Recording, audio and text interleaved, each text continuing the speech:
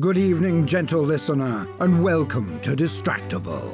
This week, the People's Trio bring the house down again. Mocking Mark gives out pity points and asks for ill-omened counsel. Bravely Bold Wade advocates armed robbery and a blow for Chucky Shake creation and eating deities.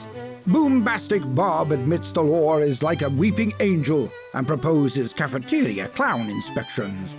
From stump grinding to psychotic package plays, yes, it's time for illegal advice. Now sit back and prepare to be distracted and enjoy the show. Can I just say before Mark starts, Wade, I don't know if you changed anything or if it's because you have a black background now or what. You look very well lit today, and I like it. Thank you. He does. You look nice today. Sometimes you look really bright or I don't know, it's too direct. Well, since I added the Distractible poster, I've turned off the brighter light on my left, so I do have one less light, but that's been the same way for our last few recordings. I think Mark said something last time. I just had a flash and then I looked at your camera for a second, and I agree with past Mark. Past Mark knew what he was doing. Now Mark doesn't know anything. Look at now Mark in his dark red room with almost no light at all on his face, and it turns off and on. The light will randomly turn off here because I can't connect to him anymore. We noticed when we couldn't hear you, we saw you go, and then the light clicked on as you disappeared. Yeah, so do you really not know why that happens? Are they Elgato lights or something? What is? Yeah, they're Elgato lights and they've started acting up recently. I don't know what it is. I can't connect to them through the app anymore. I can't for some reason I've reset them, and ever since I reset them, this one just turns off and on. So I'll just let it be haunted for a little bit longer while I don't do anything about it. The box is waving at us, everybody.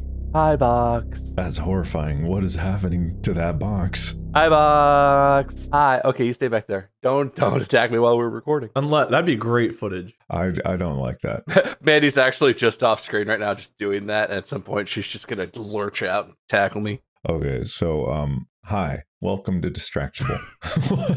Oh, I assume that it has started already. when did we start? The haunted box really threw me. We're not going to talk about why that's doing that. If you're watching this on Spotify, you're seeing it, but you're seeing it in you got to really squint and hold your phone really close up to your face. Yeah, it's probably small on your phone. It's fine. It's fine. Don't worry about it. Totally fine. Will won't zoom in on that or anything at any point. It's just not a big deal. It's not a big deal, and neither is this episode. So hi guys, welcome to Distractible, the podcast that's not a big deal at all. We are the trio of people that are here to entertain you for about 1 hour, plus or minus maybe 10 minutes. That's actually what Time Magazine called us in the article they wrote about us being People of the Year. We are the trio of people who are here to entertain you for approximately an hour. Mm-hmm. Wasn't that a terrible intro? Don't you wish you could do it all over again? I'm getting into the topic way too early because I'm not leaving any room for small talk, which is another error that I'm going to cringe at in my shower later. What? So let's talk about that later and let the horribleness of how this intro is going just stay solid in history for all time for all of us to remember and look back unfondly on. And let's go back to introducing the other contestants, Bob and Wade. Hello. Hi, I'm other contestant number 2. I put curtains up, so now my room is dark, but I'm still lit, so it looks. I don't actually think it looks better. I think I look red now. Yeah, it's hard to get rid of the spill of the purple unless you painted your wall in front of you black. I don't think that you would be able to get rid of that. I could do that. Well, not paint it black, but I could. I have a black. Right now? No. Not right now. It's in the garage. The thing I'm thinking of is in the garage. So I actually just painted my garage black, but I used a specific color called I think it's called video black, which is only 3% reflective. It's used on sound stages and stuff when they want to control the light as much. And the extreme black, the scientifically made, the blackest black. Yeah, exactly. That is a reflectivity of 1.5%. So it's looking into just darkness. It's crazy. That seems like a dangerous way to park your car. Got him. Because your garage. You painted your garage. Oh. Your garage opens and it's just an abyss of nothing, and you're like, well, I hope the sensors work. Whoa. There's a wall somewhere. Look, who uses their garage to park their car? Like, who does that? People who don't live in California use their garage to park their cars because it... Can't park your car if you don't own one. Oh, that's true. I don't know. I'm grouping Wade with me. No, I'm with you. Come on, let's do it. It snows here. And also, we don't need our garage for another room because we have a house with enough space. That's why. I feel really bad for my car because the garage isn't like heated or cooled. So I let the car sleep in bed with us. That explains why Molly won't let you get one. Yeah. I don't know, but today's episode is very haunted. Bob has his moving box. I have my light that just randomly turns off. And I'm burned. I don't know why I did that. Oh my God, is that Guru Stefan? Guru and Harold's bald cousin? I don't know what happened to me there. I was possessed. I'm haunted. Man, get ready for that to be quoted for a very long time. And I'm bald.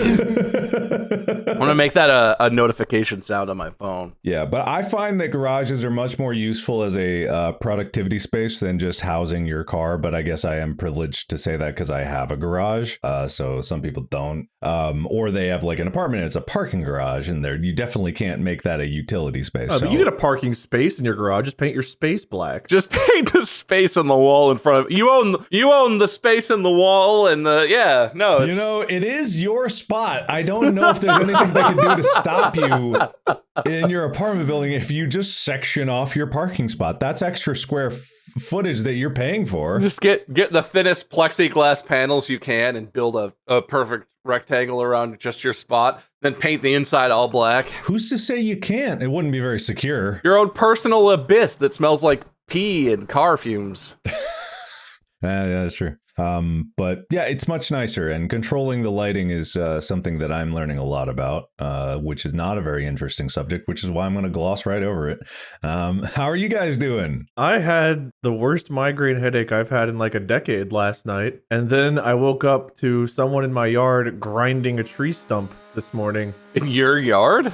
Yeah. Were you aware that was going to happen, or? Well, apparently they texted this morning while I was sleeping to let me know they were coming to grind a tree stump. So I was up till 6:30 in the morning, and then I was woken up at 9:30 in the morning. A perfectly reasonable time. I laid down at midnight, but this headache was so bad. I took Excedrin, didn't help. I was just writhing for a very long time. It was awful. It was an awful migraine. I don't get them that often, but when I do, every now and then I get a banger, but I haven't had one this bad in a long time. Should you get it checked out? Sorry, I associate bangers with like songs pretty exclusively, even though I use that term whenever I want. I was headbanging, it was writhing so much. So when you said that, I just imagine you standing alone in your bedroom, just like, God, this migraine's a banger. God, yeah. I was more so laying on my side in the fetal position than writhing side by side. I was like a fetus at a rock concert. Great. Yeah. I don't know, man. You maybe get that stuff checked out. I mean, I did I mention that I went to the hospital just to get my weird headache checked out? The arm and head thing? Yeah, the numbness thing? Yeah. Did I talk about that? Did the Twitter account freak out about it yet? I haven't looked. I don't think that's out yet. Oh, okay. It's not out yet. Okay. Well, double freak out incoming. We're just so far ahead. This will be out before we know it. Yeah, don't brag about that. But Bob, how are you doing? Good. I'm not sick anymore. Felt like I was sick forever, but I was only sick for like a week. All of the rest of the house is really unpacked, but my office there's a haunted box, and that's only the start of it. My office is just a mess, and I hate it. I don't want to be in here right now. Got like water leaks or something? No, the house is great. Just like somehow my office has the most stuff in it of any other room in the house. Like we were unloading the trucks when we moved in, and it was like that box goes in my office, kitchen, my office, my office, my office, my office. That's a couch, my office. Like I have so much shit in my office. I don't understand what happened. I didn't have a big office before. Now I have too much stuff for this room and the closet that's in it. I don't understand. I hate it. I just want to burn it down and start over. You know, you can order a dumpster. It's like $500. You know, it's expensive, but or a fire. How much is a fire? Which one's cheaper? Like what's a match cost? You know, it's either plus a few $100,000 depending on your insurance policy, or minus 30 years of your life in jail for arson. It's a pretty big upside, though. So. You wanna flip the coin? You wanna flip the coin? Are you allowed to burn down your own property? Probably not. See, Right? the thing is, no. But if you get away with it, Well, not to claim insurance, but like just to burn it. If you just like have a building and you want to get rid of it, it's by no means the best or most efficient or even best for your property or like costs. But yeah, you could burn down your own building if your goal was just to destroy it. It gets complicated because you have sewer and you have like gas lines and stuff. I don't think this is very. My freedom. If I want to burn down my house, I can. So assuming it's a house that's like on a property where it's not so close to any other person's property, you're going to burn. If you have a house in the middle of like a 20-acre property, and if you burn the house down, the only thing that would be destroyed is the house. I'm pretty sure there's nothing illegal about that. All right, can you legally burn your own house down? If you burn, like my house is in a suburb, right? So there's houses on both sides. If my house burned down, the houses next to mine would be in very serious danger of like catching fire, and that would be illegal. Wow, the guy who went to law school is right. You will not be charged with a crime for burning your own property unless you do so with the intent to defraud or the fire injured another person or another individual's property. I know things. I have a whole sheet of paper that says I know things. So you just get a bunch of sprinkler systems, put them around your house, then light that fucker up and watch it go. Yeah, but I don't want to burn my whole house down. The rest of it's fine. I just this room. Put the sprinklers in the rooms you want to save. Oh, okay. Water damage can be fixed. Take it from me. I'm the drowned man. What are you finding, Mark? Weirdly enough, it's mostly legal in most places. However, in Texas, it might be illegal under any circumstances, which doesn't sound very freedom to me. But you can shoot your house down in Texas.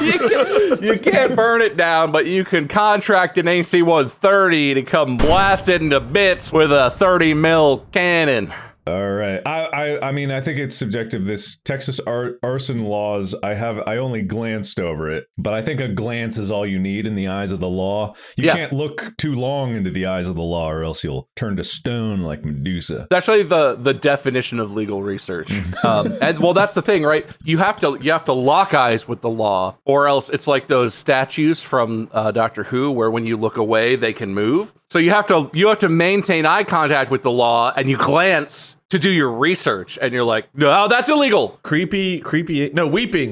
Weeping angels, yeah. Yeah, exactly. The creepy angels. You have to lock eyes with the weeping angels of the law and glance quickly to get your information. We at Distractible can only offer 1/3 of a full point of legal advice. Oh, I can't offer any. No, that's super illegal. I don't offer any legal advice. But if we offer less than half of legal advice, I think it's... No, that's actually... What about illegal advice? I could offer illegal advice. I'm pretty sure that's illegal, but I could do that. So can we offer any type of advice? There's a class in that every law student takes that's entirely about ethics, and like there's a lot of rules. Obviously, being a lawyer, there's a lot of stuff you could do to take advantage of people or situations. But there are such strict rules about even hinting at possibly offering someone what might be considered maybe legal advice. Super illegal, incredibly sketchy. And it's funny because you would think like, oh, well, lawyers just don't want anyone to get hurt by someone who's not a lawyer. No, that's not it at all. Lawyers don't want someone who doesn't pay them money and didn't do all their bullshit to get a law license to be able to be a lawyer. You have to be in the secret club if you want to be a lawyer. And you have to pay them their money, and you have to go to their classes, and you have to participate in the secret club of the bar association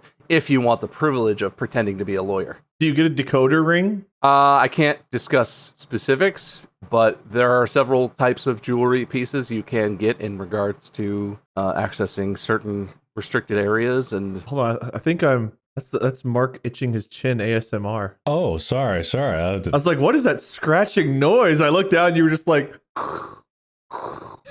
Sorry. I really want to change the topic of the episode to illegal advice now. I mean, you could mid-episode topic change. I'm in for that. That's honestly a pretty smart move, just in case the original topic is one we already talked about. You have much better odds after changing a topic that we're... You're right. You're right. Just, it's like the 3 doors, prize behind each. If they eliminate a door, you pick the new one because you had a 50% chance. Everyone knows that, and I'm sure I explained it correctly. Don't be mad at me, Mandy. People search for free illegal advice. It's not necessarily illegal. There is a subreddit for illegal life pro tips, but have you guys ever seen the subreddit unethical life pro tips? Yeah, that's what I'm thinking of now. That's a very fun subreddit where people will be like, oh, my neighbor's really petty, and they like blow their leaves onto my lawn, or they reported me to the HOA for like minor violation or something. How can I get back at them in a way that's legal but incredibly inconvenient for them, or, you know, whatever. That therein lies the change of topic that I think seals the deal for me. I want to now make the episode about who's going to give the best illegal advice for this episode. I'm going to come up with a list of inconveniences of things in our lives that are very relatable that everyone runs into from time to time. And you guys are going to give the beautiful and or I was going to say ugly listeners out there, and beautiful and or ingenious listeners and viewers out there, so they can tackle their problems in the most illegal way possible, or unethical, or morally ambiguous. Do we need a disclaimer on this so we don't... Distractible would like to disclaim that any advice given during the course of this episode is purely for comedic and entertainment purposes. None of this advice should be followed. Even if it isn't illegal, it's probably not a good thing to do, so don't do it. Yeah, and I, as a host, disavow any information that my fellow contestants here put forward. It is not my responsibility. I do not endorse any of their opinions. They're entirely their own. I love that. So, how do you make napalm? And also, as the interviewer, I just want to say it's not my responsibility if anyone learns how to do that from this. I'm just asking questions. I didn't cause anything. I'm not giving any information. I don't condone any activities. So, anyway, go on. Explain. How exactly does one make napalm? That is illegal, though, right? That would be very illegal, right? I actually don't think it's illegal necessarily if you're like an adult and you can make napalm with completely legal ingredients, as far as I know. You never do that in school? You make ice cream, you make napalm, you kind of like go through the different things in science? It's just a stupid thing to do and very dangerous because, you know, how that's a weapon of war. I mean, also, you're not making like real like weapons grade napalm. You're making stuff that is effectively the same type of material. But yeah, it might be illegal. I don't even know. I think it's illegal for kids to make napalm, and I guarantee you that kids are the ones who want to do that most of the time. Then I will leave the napalm tutorials up to you guys and the future content on the Distractible YouTube channel that people can look forward to, and then video exclusive tutorials here on Spotify that only people can get right on this platform. What those tutorials may or may not be is not my responsibility. I disavow any content of the tutorial. Even if I appear in it, it is not my words. It was an AI representation of me. It was not actually me. This whole episode is just an AI recreation of our personas. It went awry in this one particular episode, but every other episode it actually is us, except for the ones that put us in legal trouble. Mm-hmm. That's the new generation of criminal defense. It used to be, no, Your Honor, that was my twin brother. I know everyone thinks they saw me do that, but that was not me. Now, that was just AI imagery. That's fake news. Someone made that with AI, and my voice was AI, and me showing my birthmark on my right ass cheek in the beginning of the video, AI, all AI. Really, it was a hilarious way to start the episode, but now looking back on it, I can tell that wasn't me. That absolutely, I'm not that funny. I would never do something like bare my right ass cheek to the camera. Okay, so what I'm gonna do is I'm gonna give you some Mark's light turned off, non-watchers. He didn't just get his scrotum gently grabbed by an invisible monster. His light turned off. That may or may not have happened at the same time. I'm going to give you some inconveniences that we face in our lives, and it's going to range. The start is going to be from like minor, everyday things, little things, to major, like huge life events, like big inconveniences, possibly legal trouble, possibly the government coming after you, you know. And you're going to give advice on how to best handle that in the most unethical way and or illegal way. And all of this will definitely not come back to haunt us. Sounds good. Great. Sounds good. We all agree? We all agree. And I take no responsibility for anything I might say. All right, good. I'm covered. Same. I also. We are going to fully disassociate for this moment and purge it from our memories, so none of us will remember this ever occurring. Really, it's the editor's fault if they leave it in. Yeah, absolutely. That was our editors that we pay took that out of context and made us look so much worse than what really happened. Yeah, On if the there's a episode. single cut in this, you know that they stitched it together in a way to make us look terrible. The rest of the episode, every time I talk, I'm just gonna go, and then we. and actually, if you really think about it, it's the listeners and or watchers. It's actually more the watchers because they are bearing witness to this. The listeners, that's just like a conversation happening on the bus. You can't stop your ears from working in that moment. Yeah, no, I mean, this might be on in a public place. You might be at someone else's, house or workplace, or it's not even your fault at all. But Well, if the government didn't have all these laws, we wouldn't be breaking them. ain't that the truth? Is that the truth?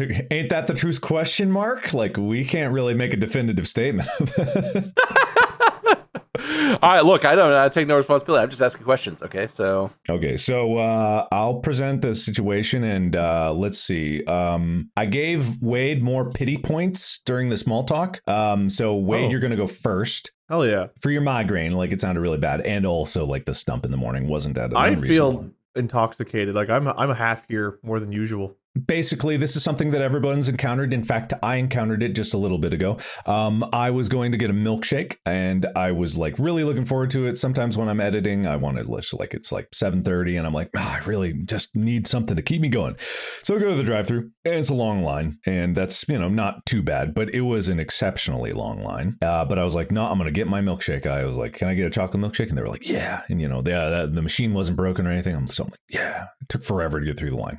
Like 15 minutes just to go 5 cars ahead of me. But I get up there and I get to the window. I've already paid, and I get to the window and the guy leans out and he goes like, hey, we're out of chocolate. Well, we're not out, but we just don't have time to replace the chocolate. Is vanilla okay? And I said, yeah, I guess it's okay. And I nod my head and they're like, okay, great. Can you go park in the parking spot? We'll take it out to your car. And so I park in the parking spot and it takes even longer. That never works. And then it takes another like 10 minutes because they're slammed, and I get it. It's fine. I'm a patient guy. But when I finally get my order, not only do I not have the chocolate, but the limited edition like pumpkin and cream pie that they had, I got an apple pie. I don't like apple pie. Oof. So, I got the wrong order. How would you guys, or Wade specifically, how would you give me advice on how to rectify this situation? Well, first, I'd cut off a section of my own fingers one at a time until I started liking apple pie, because apple pie is delicious and you should punish yourself for not liking it. Okay, don't die on that hill. You're outnumbered here, buddy. Once you start liking apple pie, you got the vanilla milkshake eventually? Yeah. Okay. What you do is you go to any big store and you buy a hairdryer. Then you go over to a convenience store and you rob them of all their chocolate bars. You get in your car, you blow dry the chocolate to melt it into the vanilla, stir it up with your straw, and you make it a chocolate milkshake. And then, once it's chocolatey enough, you go back to the place that gave you the vanilla milkshake and you throw it in the guy's face that gave you vanilla. And you say, change it! I ordered chocolate! Does unethical mean something else than what I thought it meant? He asked me what to do. I gave him advice, man. Is there an additional definition to that word that I'm just unaware of? Is this a bombastic situation all over again where Wade knows something that I don't? I feel like there's a wide dearth of interpretations to take from this episode. I won't lay down judgment just yet. Bob, you just go with whatever you were thinking, but I like the visual of me with my fingertips cut off, blood oozing into the milkshake, probably liquid hot chocolate at this point because the ice cream is melted probably as well, and I chuck it back in their face. I solved the problem. I don't know what the issue is here. All right, anyway, Bob, how would you what should I do? So you've just got your order. You're sitting in the mobile, whatever, the spot where you wait, where they bring you the wrong food because that shit never works quite right. You always get the wrong something, or they don't give you the sauce for your nuggets or whatever. It's always disappointing when you get delegated to those spots. What you do is you move to a normal parking spot so you're not inconveniencing the next people who are going to have to use that spot. Go to the trunk of your car and you get out the Ronald McDonald costume and clown makeup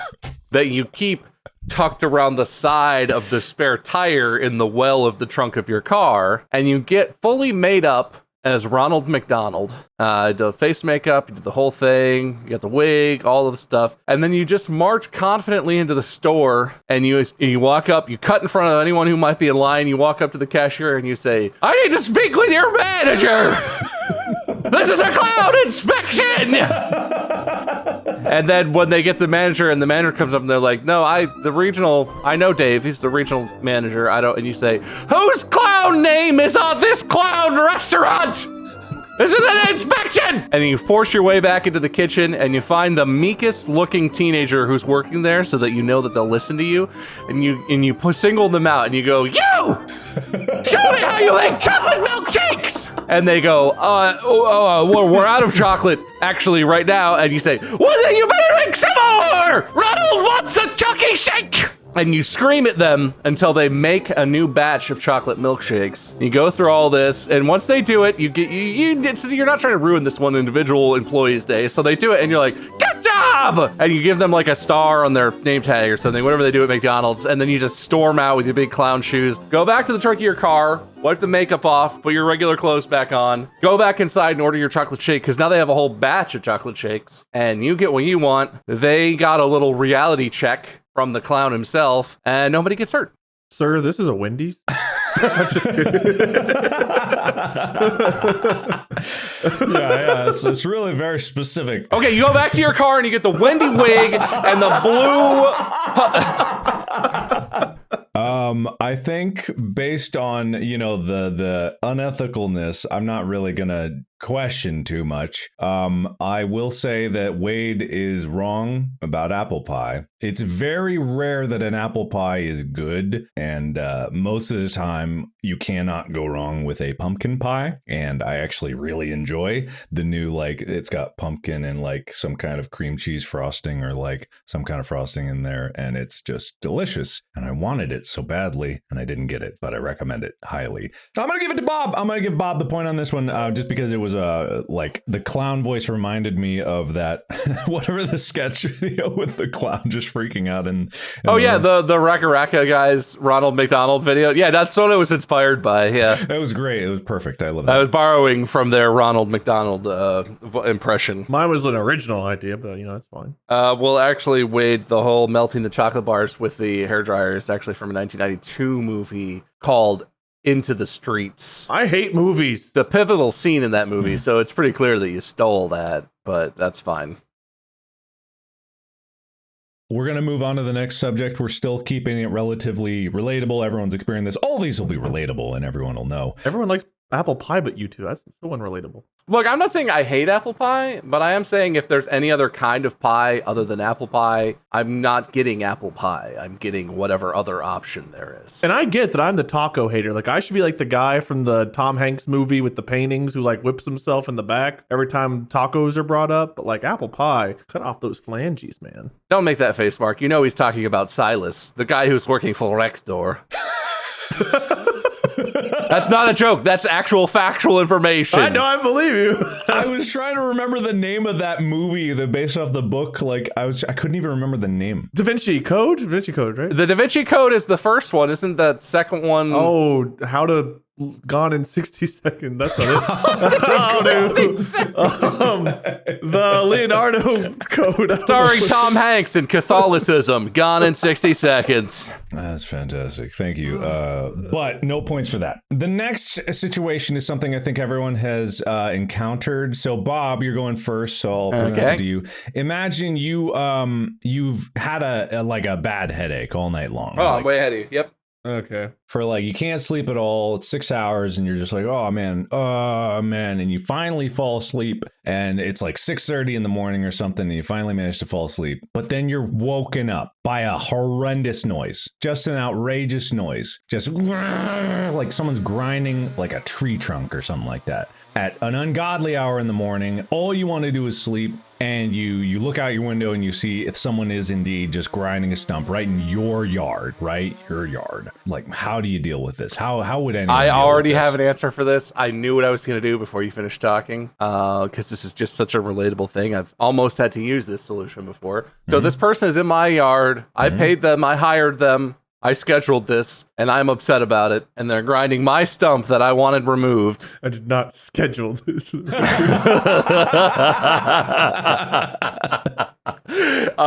So what I do in this situation is I go and I get the 10-gallon bucket of wood glue that I keep in my garage. And I get a little some gloves, maybe an apron. Just, it's gonna be messy. And I go park up in a little stool next to them where they're chipping away at the stump, and wherever those little chips are being fired out, because usually when you're chipping something, it makes a pile of like wood chips, right? I sit by the pile of wood chips and I just start dumping the glue into the pile of wood chips and making like a slurry and forming it like I'm the potter at the potter's wheel in Ghost back into the tree trunk that it once was. And then right as they finish a section of whatever they're doing, they're like, all right, that's done. Reposition the thing. I take my pile of a glued together tree trunk and I plop it right exactly back in the same spot. And I say, it's not done. Please continue removing the stump. You're clearly making very slow progress. And I stand there and I make them continue to remove the tree trunk that I then continue to glue back together and plop right. So it becomes like this thing with, what's that guy? Sisyphus's wheel rolling it up the hill or something? Silas. It's Silas's tree trunk.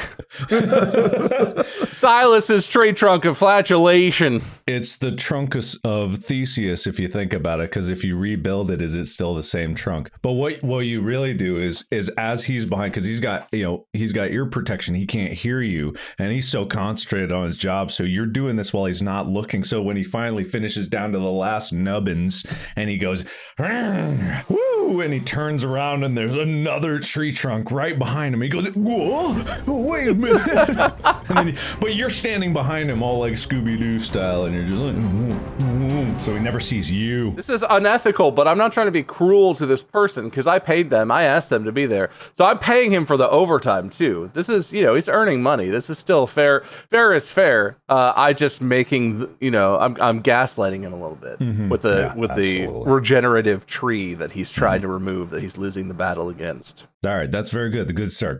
Wade, how would you handle this? All right, so I'd buy some property that has like those big sequoia trees.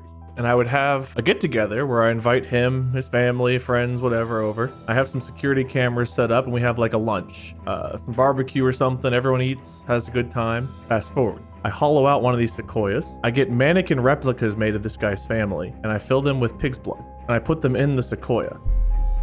I hire him to cut down the tree, and I put some speakers that sounds like people screaming. And he's cutting down the tree, and he gets to a certain point, and there's like blood deep out. He looks, and he sees what he thinks is his family in there, and he freaks out. They're bleeding. They're dying. They're not really. He just thinks they are. And I'll tell him, that's what you get for grinding a tree in the middle of the morning while I'm trying to sleep after having a migraine. And he'll never, ever just do that unprovoked again. Is there like a looky hole in the tree that he peers his head in, or is he looking in the cut he's making? Like, oh, it's like after the cut is made and the tree starts to fall, then he sees like the torsos. Oh, I get it. Okay, he just thinks he's crazy because the chainsaw's going, and he thinks he hears.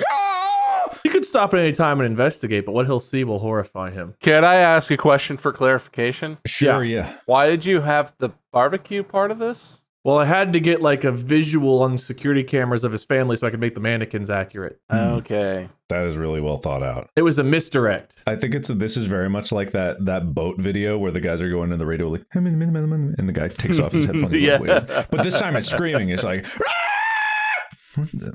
that sounds like my family.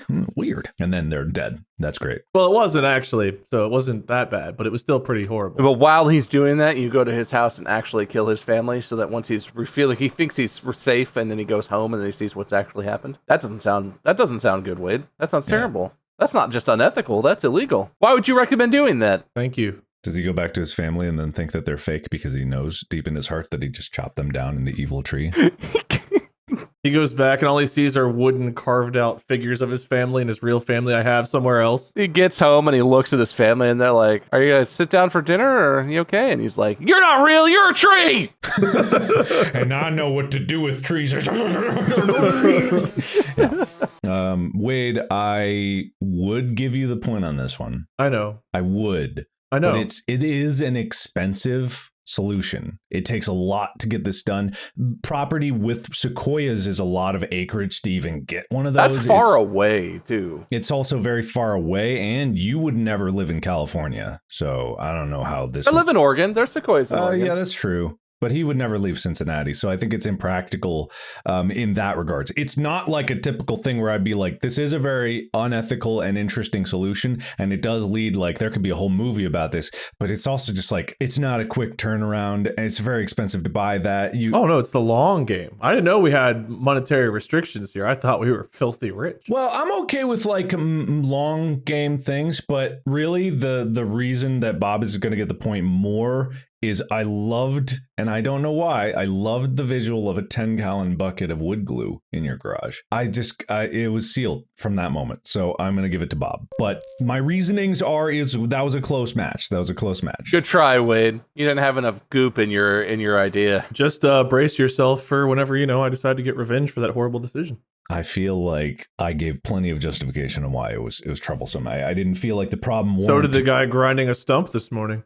I feel like you're also like hinging on a lot of this guy's bad eyesight and inability to determine what is real and what is fake. And he only needs to believe it for a second, really.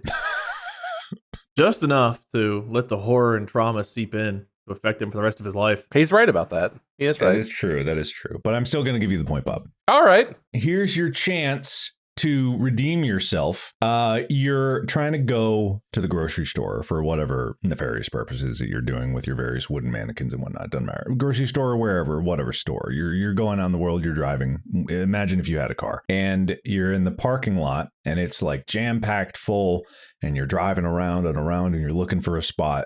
And you're like, ooh, is that a spot? You see like a glimmer of empty space. But by the time you pull up, you realize that it's someone taking up both spaces. Like they're right in the middle of that line. It's not a little bit over. It's not like maybe I could squeeze in. They are dead in the center between two spaces, taking up everything. What do you do? I'm first this time? Yeah. If you need a second, you can take time. No. I'm good. Okay. I'm going to relate this to a story from whenever I was a younger lad. Going to college, and I made the wrong turn down in the Clifton area of Cincinnati. And as I was going down a street, I saw a nice car parked like way up ahead, and I saw some dudes around the car. And by the time I got up to it, the dudes had disassembled a good portion of the car, had the radio out, and were loading up their truck with it. I would find those guys, and I would have them come and disassemble this guy's car, move it over, and put it all in the right parking space, but not put the car back together, leave it disassembled. Then I would pull into the spot, get on my phone, get the groceries delivered to my house just to waste the time, gas, and money being there, and really just hurt the environment by having someone come get the groceries and take them to my house while I sit here. And then I would go get myself a treat, laugh maniacally in my car by myself, go home and bring my groceries in. I love the visual of the guy coming out just like... And like his whole car just like is in pieces in the spot next to it. Just like everything is laid out. You know what else I would do? I'd put a chalk line around his car in that spot to show where he was before and write like, this is 2 spots. Next time you'll be in pieces, to really get the message to sink in. And then put some blood like flowing down into the drain. I do have extras from the Sequoia incident. I had like 10 gallons of blood. If only it was 10 gallons of wood glue. If only. It looks the same. But it's not. Yeah. Okay. Bob, that was a good start. How do you solve this problem? My solution involves the police. This guy is going away for a long time. What I'm going to do is I'm going to go to Wade's mannequin guy and get the most realistic mannequins I can get.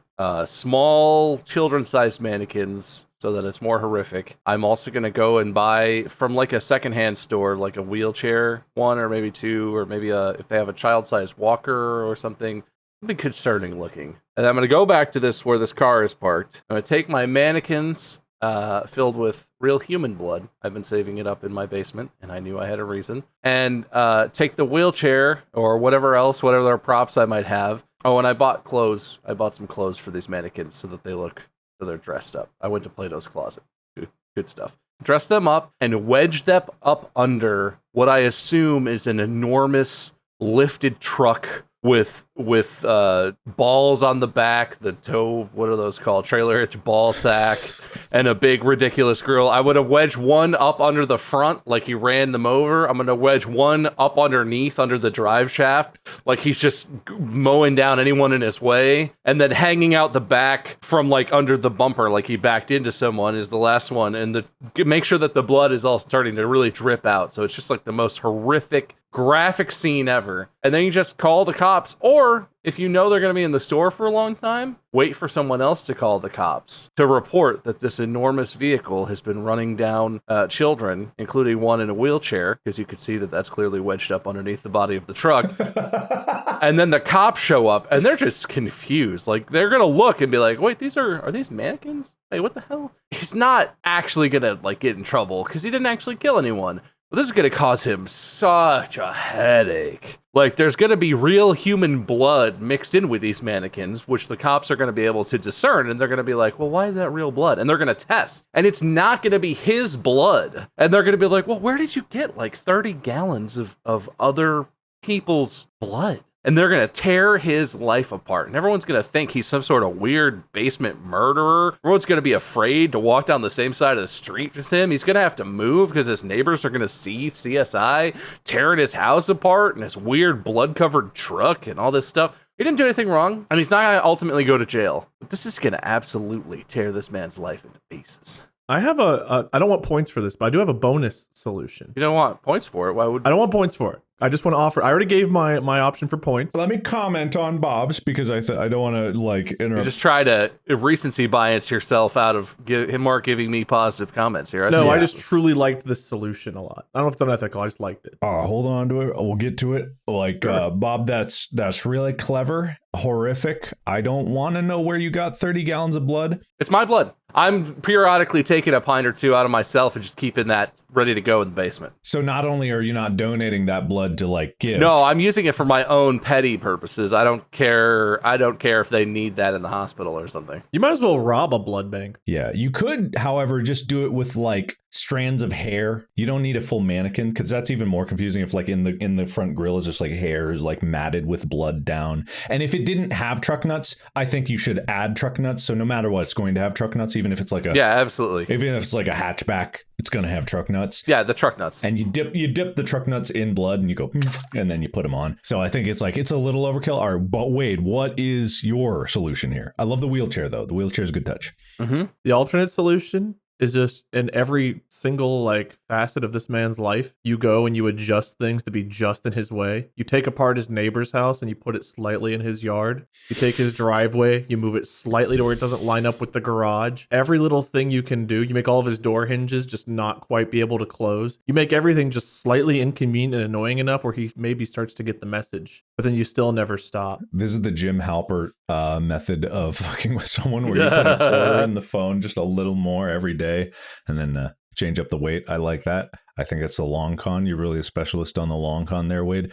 But I gotta give it to Bob here. Like, I'm shocked. I'm blown away, really. I mean, look, man, that was I get it. Bloody mannequins is brilliant. I don't know where he came up with that. I agree. It was an original idea. It's not about the idea itself. It's about the execution. The execution of the idea in this one. Sure. It could be done quickly. Whereas like disassembling a whole car, he might come out before it's finished. But splashing some blood, placing some bodies, mangling up a wheelchair could all be prepped. You could have that in your trunk ready to go for the next person that's in your way. I could see that being done in this scenario. You know how fast professionals can take a car apart? Well, if you're not concerned about putting it back together, you can take a car apart insanely fast, and that's kind of the thing. I'm just like, it was done by the time I got down the street. That's fair. That's very fair. That's good. But I'm still going to give it to Bob. I'm shocked. It's an elegant solution. I'm not Blown saying away. like out of bias here. I'm just saying like it's just is what it is. No, that's fine. Yeah. Bob, would you like any of my notes for the next round so you can...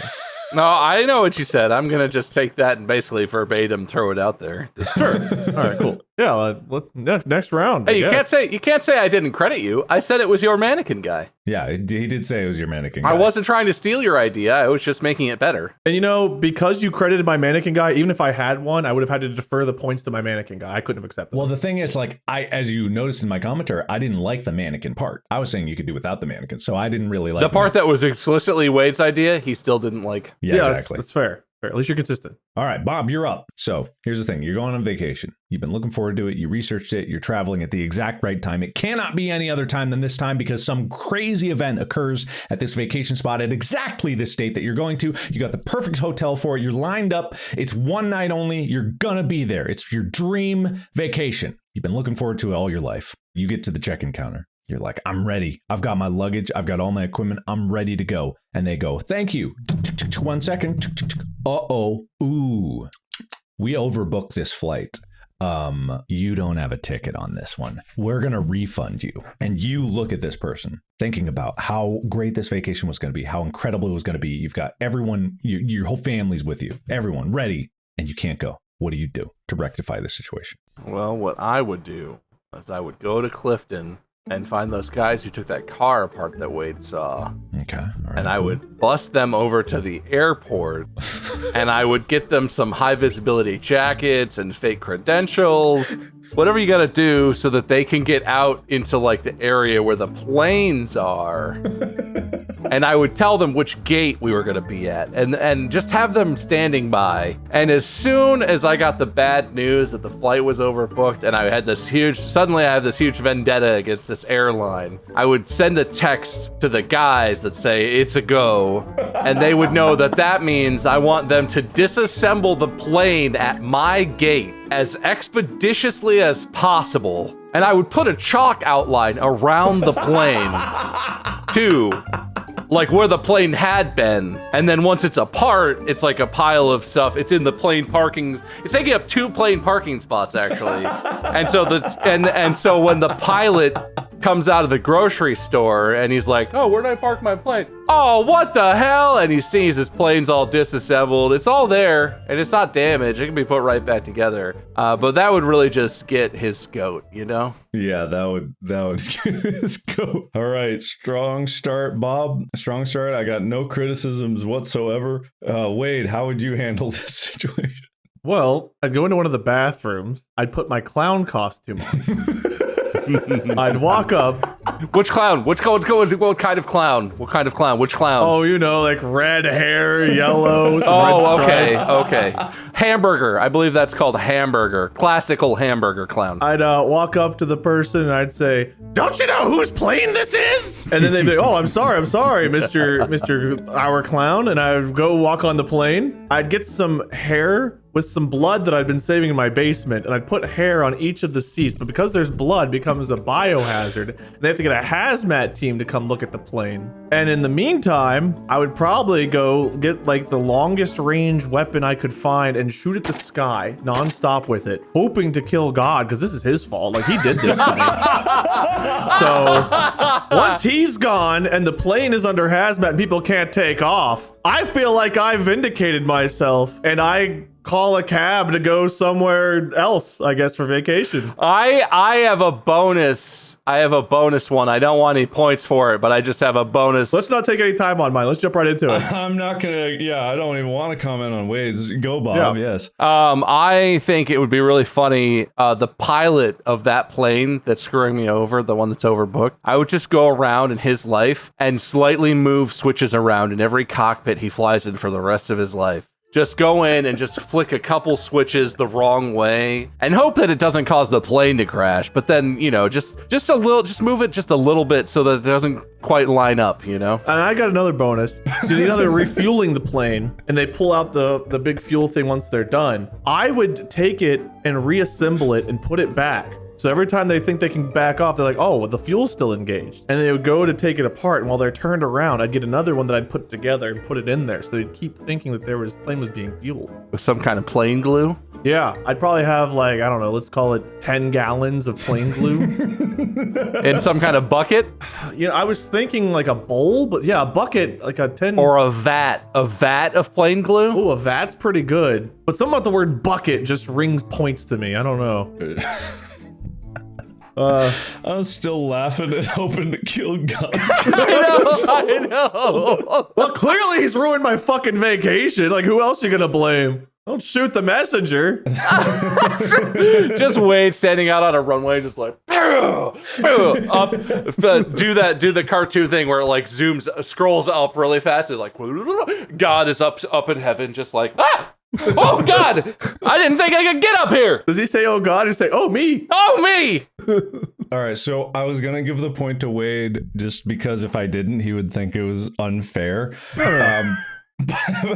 But now I'm gonna give him double points because God, that was funny. Jesus Christ! So Wade, there you go. It's you feel better. You not only get a point. Well, now that I know they were gonna be pity points, but I'm getting 2 of them, I'll forgive that it was pity and I'll take it. One was a pity point. The other is a bonus point. Oh, I earned 1 because you won the round, and also very funny, very good. Thank you.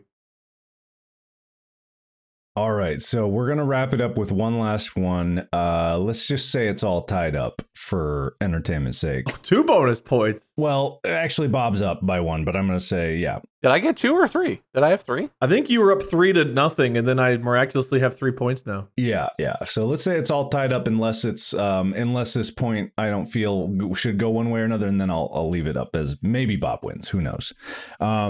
Maybe Wade. Can't imagine how he would pull this one off. I've been dominating today. No. I'll consider it, even though most of Wade's points are pity points. Let's just say it's all tied up. Hey, they cash the same at the banks. Don't you get a sad look from the bank when you cash in pity points that I don't have to deal with? Not if you don't look at them. With my real, legitimate points. If a teller frowns in a bank and you're not around to see it, did they really frown? I better ask my family that lives in the tree. All right. Because my wife's a bank teller, not because of the tree reference. So, Wade, you're up first. You have been a loyal employee at a business of some kind. You worked there for 10 some years or whatever duration of time. You've worked your butt off too, busting your hump to get them their deadlines met, all their expectation quotas met every year over year. You've done it for years. And up comes the yearly performance review. You've been looking forward to a raise for ages and ages and ages. And when you get in that meeting with the human resources officer, they say, I'm sorry, it's just not in the budget. And also, we're hiring this new hire that is getting paid more than you because reasons. So not only are you getting denied your raise, there's someone else at the company that is doing exactly the same as you are doing, except with less experience, but being paid more. So you got twofold. What do? I fuck the boss's daughter. Go on. Is that it? Is that the whole thing? No, that's it. That's it. It's really good because I'm really mad. And then I'm like, that was worth it. Then I guess I get a better job. What an early 2000s comedy movie solution to a real life problem. Hey, first from that 1978 movie, The Boss's Daughter, where a disgruntled employee didn't get a raise. So he had sex with the boss's daughter. And then they fell in love. But then he wasn't really in love. So he divorced her, took half of what she was worth, and got his raise that way. Uh-huh. That was actually inspired by a 1930s era art house film from France called Les Bosses d'Auteur, which is stolen from a 1600s William Shakespeare play called Bosses d'Auteur of the pale moonlight, that of which I see biteth thee. I was going to be impressed if that was iambic pentameter, but I don't think it was. I don't think it was. I was going to go for it, then I was like, I need some more Shakespeare words. That's okay. All right. A strong start, Wade. Bob, how would you solve this conundrum? And need I remind you, you cannot fuck the boss's daughter. That has been taken. Okay. Does the boss have a son? Let's just not... Does the boss have any figures in their life, preferably that work at the company, that they view as like almost a daughter? Their mom works there. No, yeah, it's only their mom. Grandma's in the HR department. Cousin Steve. What I would do to get back at my boss is I would start just doing like a really mediocre job at all the things that I'm responsible for. Presumably, if I've been at this company for so long, I'm such a loyal employee, they love me that much. I'm probably one of those types of employees where like literally the whole company comes to a screeching halt if I take my knowledge elsewhere. And I don't really care to like go and try and establish myself at a new place. I'm close to the end of my career. I want to keep my benefits, and like the raise it would be nice, but is not like going to kill my, situation. But what I do is I start just subtly ruining things from the inside of the company. I just, emails don't get sent. Maybe they get sent to the wrong person, or they have the wrong time or date or something, like little things. And I make it so that it seems like it's not me that's doing it. I scapegoat all of this onto the new hire who's doing the same job as me, and act like I'm the one who's swooping in trying to clean up all the messes. I just kind of ruin everything, and it doesn't destroy the company. The company doesn't go out of business. This doesn't really even do that meaningful of damage to the company long term, but it like shrinks the profits. The shareholders start to get upset because we're underperforming quarter after quarter. It makes the boss look like he's just losing control, right? And what this ultimately leads to is the boss having to do something drastic to try and right the ship. It's not really, like, the company's still totally viable, but it's just not making the shareholders enough money, and they're pressuring him, and the boss has to clean house and start over. And what I've known this whole time is that I wouldn't be one of the ones who gets let go in the case that this happens, but I have an ironclad severance package that is just absolutely banging. Like, just the nicest, most ridiculous severance package, which I renegotiated in my last salary renegotiation because I knew I didn't want to leave. If they went on to fire me, they were going to have to pay for it, and they need me, so they would. And so I basically just put this pressure on over months and months. After a couple of years, the new hire's gone because they felt the burn too many times, and they already got let go. The boss goes to clean house, fires me first, and it's tragic. All the employees in the company turn on this boss because they love me, because I hold everything together. And the boss is firing one of the core members of staff, firing one of the people that is the heart of the organization. Everyone hates this boss now. They keep their job. They want to keep their salary. They just bought a second vacation home. They can't afford to lose this job right now, but they're hated, absolutely hated. Every day, mean notes get left on the windshield of their car. Every new person they fire to try and cut costs and right the ship, more mean notes. People start keying the boss's car. Someone takes a huge shit right on the hood. All of this pressure, this boss develops such a huge complex about being hated that they start to become conspiratorial. They think that the world is against them. They think that everyone hates them. They think that their kids hate them, that their wife and their in-laws hate them, that there's just nothing good in the world anymore. Turns them to an embittered, old, retired husk of a human. They live alone because they got divorced in their 50s when work consumed their entire being and they were no longer fun to be around or redeeming in any way. And they die of old age, a long, long life, surrounded by big piles of money and boats and vacation homes. Boats. That their wife took in the divorce and they only half kind of own, but they only get one weekend a year to use it. They die sad and alone, feeling like the world hates them, feeling like there was some sort of grand conspiracy against their life, that there was nothing they could have done, that it was just an inevitability. They must be a bad person. They must be going to hell because of what the world has done to them. Well, God's dead, so that makes sense. Meanwhile, I might have laid like 6 bosses' daughters in that time. Yeah, wow. I was really trying to get the win for you, Bob. You lost me halfway through, I'm not gonna lie. And then I fucked the boss's daughter. No, I'm gonna give the point to Wade. With glue? I have a 10-gallon bucket of gloob.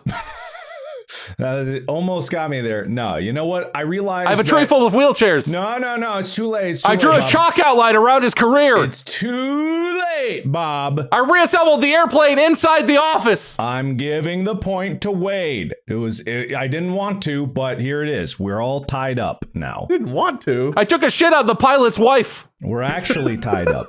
Okay, so I'm going to give one last chance, Bob, for you to claim this victory rightfully from Wade's jaws. I deserve it. Here's the situation. This is really simple. You ordered something online and your package was delivered to your neighbor's house.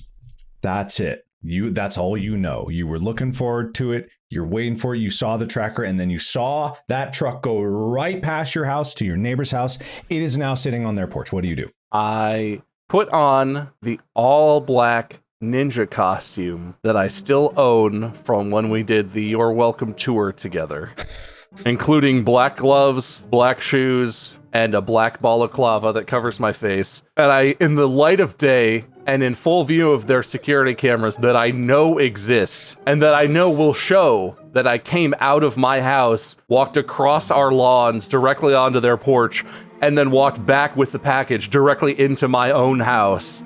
I just do that without any explanation or anything. And then the next day, I go over there and I knock on the door and I say, hey, I had a package delivered. It says delivered yesterday. And it looks like they took a picture of your porch.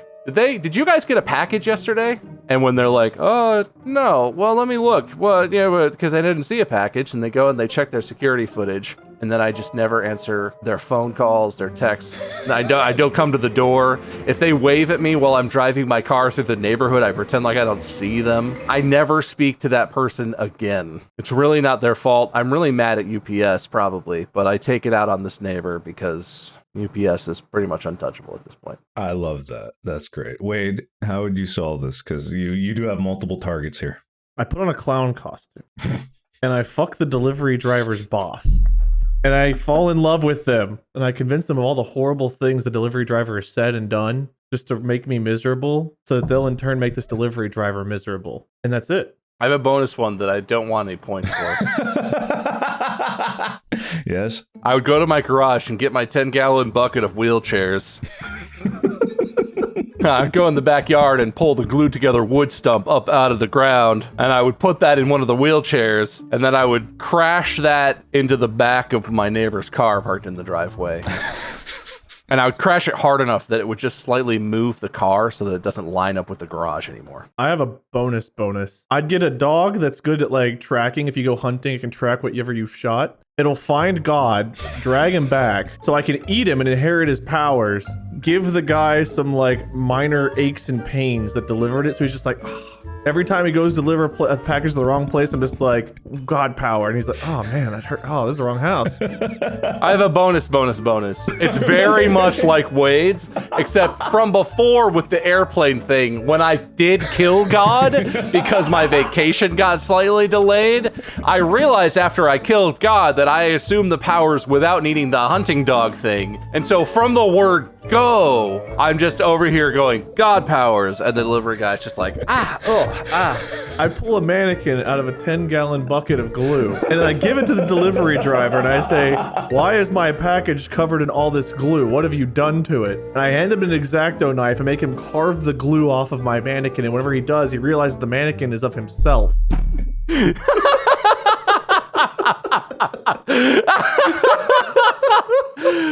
Mark, you okay? Do you need a 10-gallon bucket of chocolate milkshake? This is the dumbest shit we've ever done. Is this our arc on Distractible of just stealing each other's shit?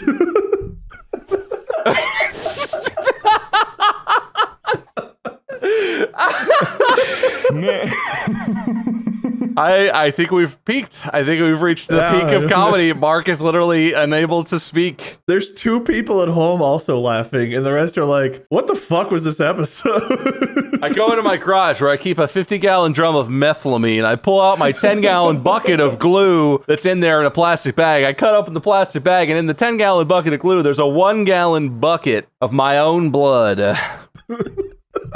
I pour that on the pile of airplane parts, and then I use my God powers to ignite it into a blood fire, which summons the devil himself to the airport. I hire a magician who goes up to the guy that couldn't park, and he reaches behind the guy's ear, and he pulls out his broken, torn apart car, and goes, was this your car? Oh, shit. Okay, if I was judged, that would win the episode by itself. Was this your car? Like he wants to say card, but that's not the right word. Sir, please tell me, is this your car? Sorry, it's usually a card. This is confusing for me. I don't usually do vindictive magic, but he pays really well. Yeah, just magic's supposed to be used for good, you know? I'm probably going to magic hell for this. The guys back to the magic castle are gonna never let me live this down. You all right, Mark? Oh, God, I'm going to throw up. Jesus You need a 10-gallon bucket of antacid?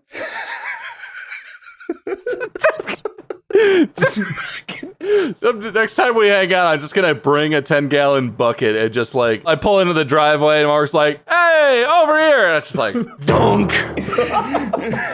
Mark dies of laughter in that exact moment. It'll be empty when I get there, but I'll leave with a 10-gallon bucket of Mark's tears. No, it's not funny anymore. It's not funny. Oh, okay. Did you know that in Korea, 10-gallon buckets are actually only 8 gallons? Why is that, Bob? Just they don't know what a gallon is. They use the metric system. Metric system or something. No, they just, you know, it just happens, you know, over time. You know, 2x4s aren't actually 2 inches by 4 inches anymore. It's a thing. They're 1 3/4 by 3.5 or something like. Not even close. That seems very dangerous for construction purposes. Well, they know the secret system, so they're not confused about it. Well, yeah, what if you're a do-it-yourselfer? No more funny. That funny's gone. You killed comedy. I'm gonna go get my 10-gallon bucket of comedy for Mark. Oh, damn it, I thought I hit God. Was that comedy? Fuck. Comedy. No. The fucking dog brought back 2 corpses. I don't know why that got me. Because what started it was I envisioned, because you said the dog going to get God's. Imagine it was like Duck Hunt, where it's just, and God just. God, that killed me. I don't know why the bucket kept making me laugh, but every time you said the word bucket for a while there, I was just like, but nah, I think I gotta give the point very narrowly to Wade on that one. Wow, I'm shocked.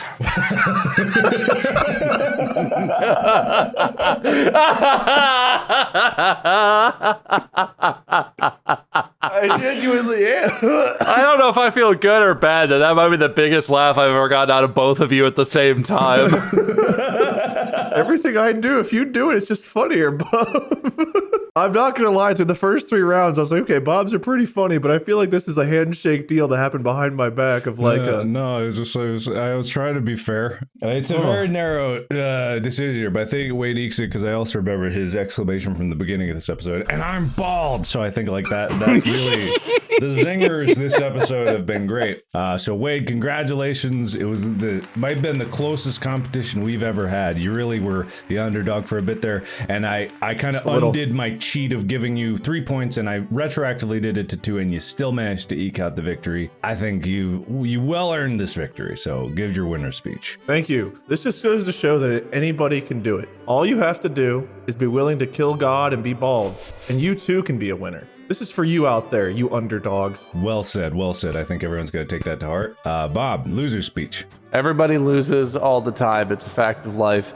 It takes skill to lose while being as successful as I am. I've never accrued so many points so quickly in an episode of this podcast. I think that's definitely true. Nobody checked that.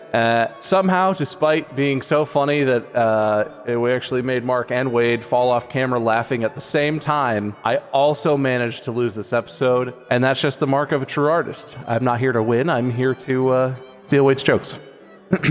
They are funnier coming from you. Well said, and so true, bestie. We are done here. Thank you so much for watching. Look forward to Wade's hosting in the next episode. Go check out store.distractablepodcast.com about 2 months from now. Don't check it now. Check it 2 months from now. And then you'll see something incredible. You should have checked it a week ago. You just missed it. It was fully stocked. Everything was in stock for like one. It was crazy. You just missed it. So it'll happen. It'll happen again later, like Mark said. And if that makes you angry, you know what to do. Get your lube, get your mannequin, get your boss's daughter, and get to work. Behind your 8-gallon Korean bucket. That's offensive. How dare you? Thank you. You can find Bob and Wade at their respective channels, me and Mark Blair. And then we'll see you whenever the next episode comes out. We do 2 a week. Did you know that? I did know that. I'm not talking to you guys. Okay, I see. That was... Yeah. Podcast. I'm surprised. What? I'm surprised Wade knew that. It's just a joke. Ow. Podcast I'm sorry, Mark. Were you trying to end the podcast? Podcast out.